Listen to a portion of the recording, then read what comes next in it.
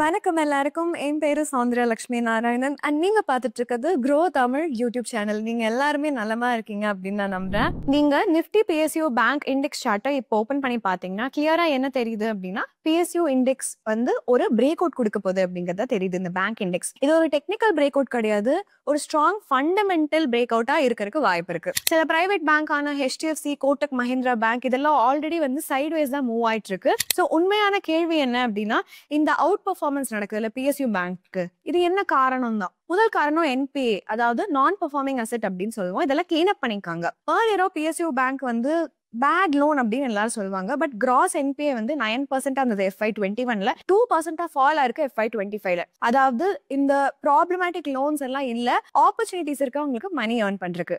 ரெண்டாவது காரணம் strong credit growth.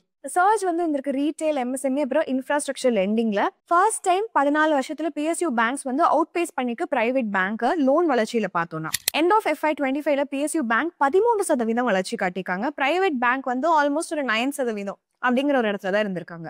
மூணாவது காரணம் வந்து வேல்யூவேஷன்ஸ் இன்னும் சீப்பா தான் இருக்கு. நம்ம price to book value ratio பார்க்கலாம். பிஎஸ்யூ பேங்க்ஸ் வந்து எங்க ட்ரேட் ஆயிட்டு இருக்குன்னா 1x ட்ரேட் ஆயிட்டு இருக்கு. அதே சமயத்துல பிரைவேட் பேங்க்ஸ் வந்து 2x ட்ரேட் ஆயிட்டு இருக்கு. சரி, இப்போ அந்த 3 பங்குகள் எதெல்லாம் பிரேக் அவுட் கொடுக்குதுன்னு பார்க்கலாம்.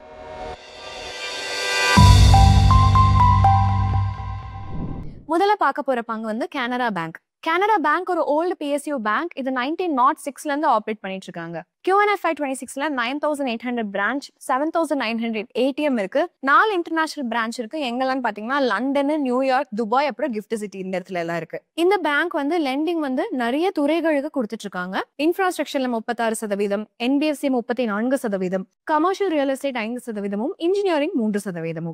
கோர் என்ஜின் இதுக்கு வளர்ச்சி என்ன அப்படின்னு பாத்தீங்கன்னா ரீட்டைல், அக்ரிகல்ச்சர், அதுக்கப்புறம் MSME, RAM செக்மெண்ட். இது வந்து 15% இயர் ஆன் இயர் Q1FY26 வளர்ச்சி கொடுத்திருக்கு. இந்த குவார்டர்ல மட்டும் இந்த செக்மெண்ட் 58% லோன் புக்கா இருக்கு, 56% இருக்கு Q1FY25ல. சரி, நம்ம பிரைஸ் ஸ்ட்ரக்சர் பார்க்கலாம். ஸ்டாக் வந்து எப்ப கன்சாலிடேட் ஆயிருக்குன்னா 2024ல இருந்து.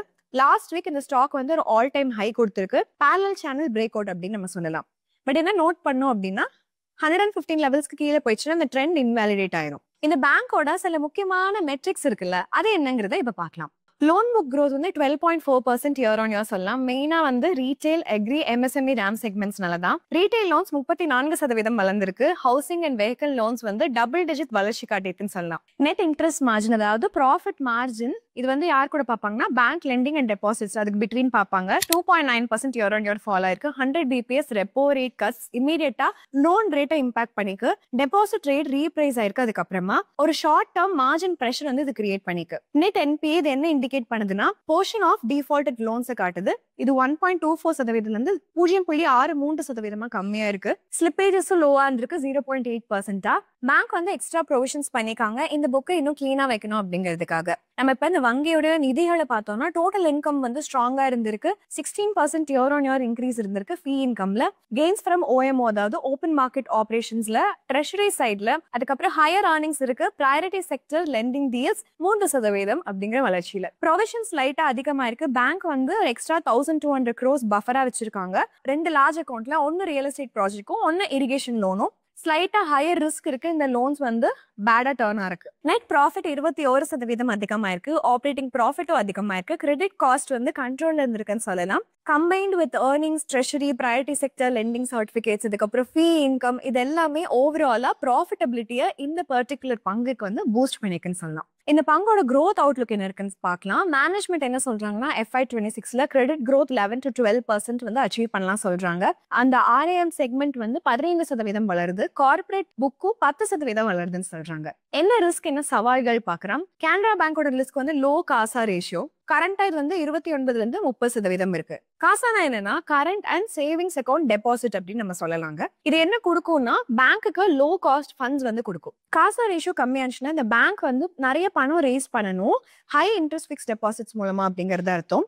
RBI வந்து அவங்களோட ரேட் வந்து கட் பண்ணாங்கன்னா லோன் ரேட் இமீடியட்டா டிராப் ஆகும். பட் டெபாசிட் ரேட் வந்து ரீப்ரைஸ் ஆகும். அதுக்கப்புறமா இந்த டிலே வந்துட்டு பேங்கோட மார்ஜின்ஸ்ல கண்டிப்பா பிரஷர் வந்து கொடுக்கும் அப்படின்னு நம்ம பார்க்கலாம். நம்ம இன்னைக்கு இரண்டாவதா பார்க்கக்கூடிய பங்கு வந்து பேங்க் ஆஃப் பரோடா. இந்த பேங்க் ஆஃப் பரோடா வந்து ஷார்ட் ஃபார்ம் BOBன்னு எல்லாரும் சொல்லுவாங்க. நிறைய சேவைகள் இந்த வங்கி கொடுத்துட்டு இருக்காங்க. பர்சனல் பேங்கிங், கார்பரேட்டுக்கு தேவையான பேங்கிங் சேவைகள், international banking, SME banking, rural banking, NRI சேவைகள், ட்ரெஷரி ஆபரேஷன்ஸ் இந்த மாதிரி நிறைய பண்ணிட்டு இருக்காங்க. FY25 படி 8400 பிரான்ச் இருக்கு இந்தியா முழுவதும் சேர்த்து. 9300 ATM வச்சிருக்காங்க. பேங்கோட பிரசன்ஸ் வெறும் இந்தியால இல்ல, 17 நாடுகள்ல இவங்க பிரசன்டா இருக்காங்க. பேங்க் வந்து மல்டிபிள் செக்டர்ல லெண்டிங்ஸ் கொடுத்துட்டு இருக்காங்க. இன்ஃப்ராஸ்ட்ரக்சர்ல 13%, agriculture 16%, retail loan 28%. Retail, agriculture அப்புறம் MSME RAM செக்மெண்ட் தான் மெயினா வளர்ச்சி வந்து இந்த வங்கிக்கு கொடுத்திருக்கு. 18% இயர் ஆன் இயர் வளர்ந்திருக்கு. Q1 FY26 குவார்டர்ல இந்த செக்மெண்ட்ல 63% லோன் புக். இது வந்து 60% வந்தது Q1 FY25ல.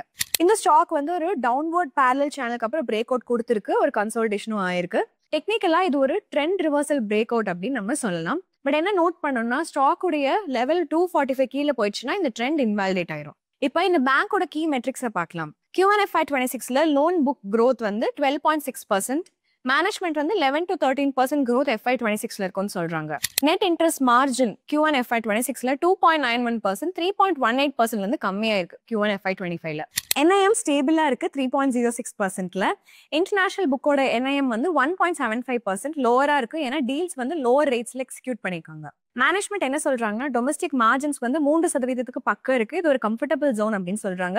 பட் ஷார்ட் டேர்ம்ல பிரஷர் இருக்கும், ஏன்னா இந்த ரேட் கட்ஸ் நடந்ததுனால. நெட் NPA வந்து 0.69%ல இருந்து 0.6% கம்மியா இருக்கு. மேனேஜ்மெண்ட் வந்து அசெட் குவாலிட்டி ஸ்ட்ராங்கா இருக்குன்னு சொல்றாங்க. ரெக்கவரியும் ஸ்டேபிளா இருக்கு அப்படின்னு சொல்றாங்க. ஃப்ரெஷ்ஷா இருக்கிற ஸ்லிப்பேஜ்னா லிமிட்டடா தான் இருக்கு. நிதி பார்க்கலாம். Q1 FY26ல பேங்க் ஆஃப் பரோடாவோட பெர்ஃபார்மன்ஸ் ரொம்ப மிக்ஸ்டா இருந்திருக்கு. நெட் இன்ட்ரெஸ்ட் இன்கம் வந்து ஆல்மோஸ்ட் ஃபிளாட்டா இருந்திருக்கு. ஏன்னா லோன் growth வந்து ஸ்டேபிளா இருந்திருக்கு. பட் மார்ஜின்ஸ் வந்து 3.18ல இருந்து 2.91 கம்மியா இருக்கு.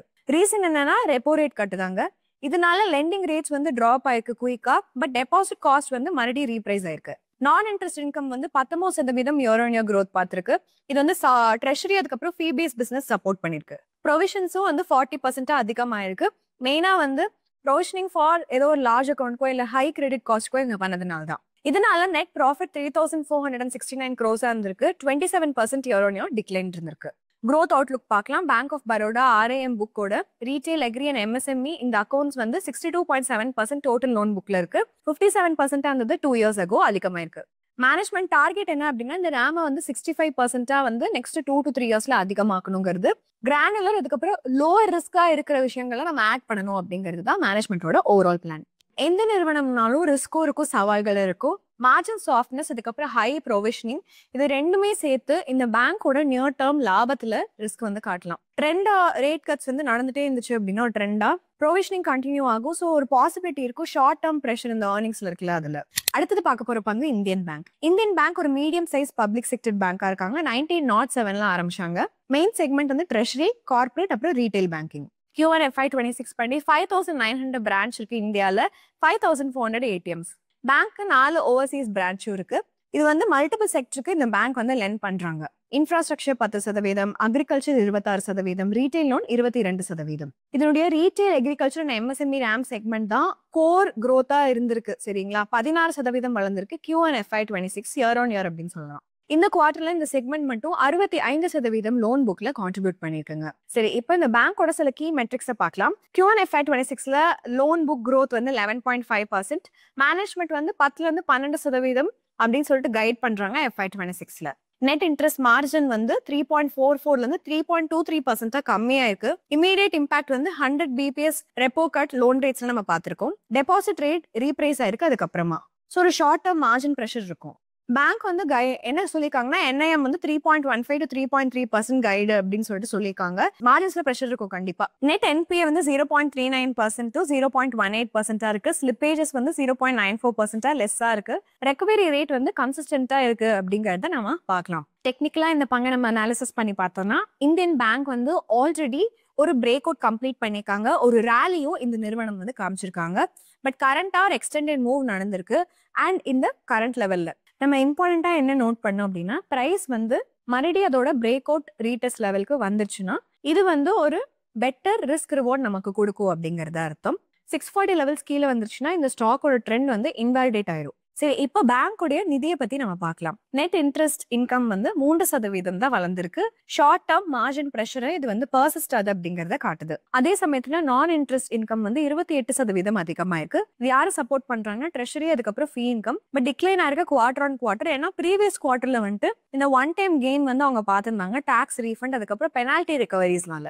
ப்ரொவிஷன்ஸும் ஷார்ப்பா ஃபால் ஆயிருக்கு, almost 45% year on year. NPS வந்து கிளீனா இருந்திருக்கு, ரெக்கவரி ஸ்ட்ராங்காவே இருந்திருக்கு, ஸ்லிப்பேஜ் வந்து 0.94% இருந்திருக்கு. நெட் ப்ராஃபிட் 24% அதிகமாயிருக்கு, 2973 crores.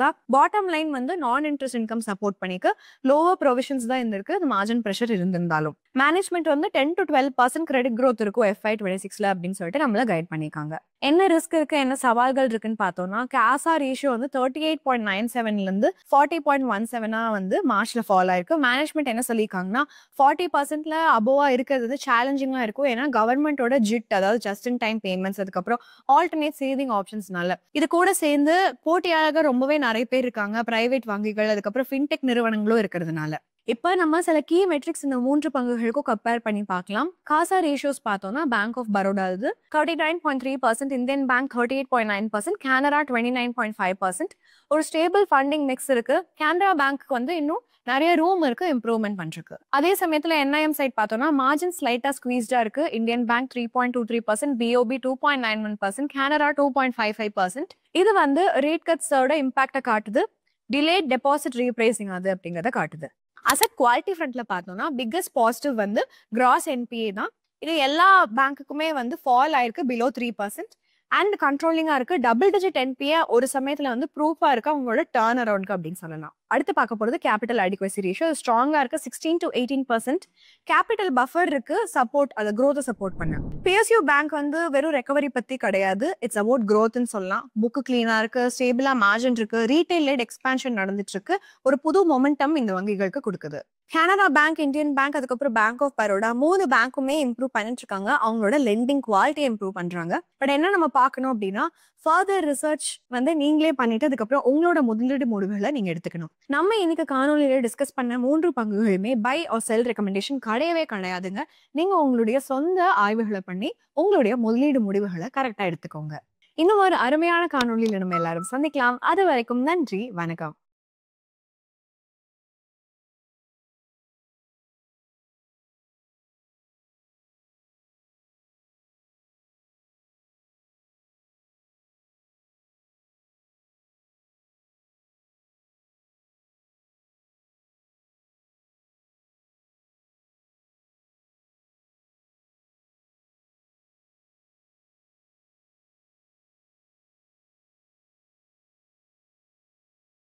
Investment in securities market are subject to market risks. Read all the related documents carefully before investing. Please read the risk disclosure documents carefully before investing in equity shares, derivatives, mutual fund, and or other instruments traded on the stock exchanges.